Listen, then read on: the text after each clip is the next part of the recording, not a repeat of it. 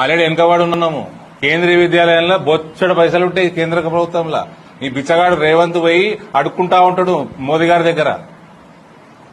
RSS లో మాకు నేర్పిస్తారు. మేము జాయిన్ కాగానే రాజకీయాలు దేశం మొదలు, తర్వాత ప్రజలు, తర్వాత దళము అంటే బీజేపీ మాకు, నాలుగోది మన సొంత కుటుంబం కానీ మనం కానీ.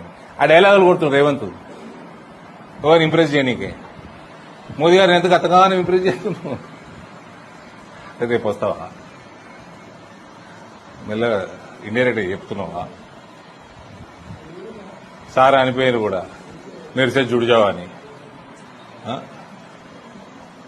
ఈయనేమో దేశం ముందు, ప్రజలు నెక్స్ట్, దళం తర్వాత.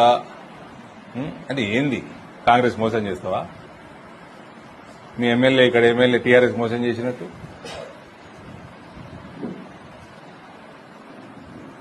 ఆ కాంగ్రెస్ గవర్నమెంట్ ఎట్లా బుద్ధి లేదు ఢిల్లీలో కూర్చున్నానికి. ఆలోచించుకోవాలా, ఆలోచించుకోకపోతే 100 సార్లు వస్తారు కానీ ఇది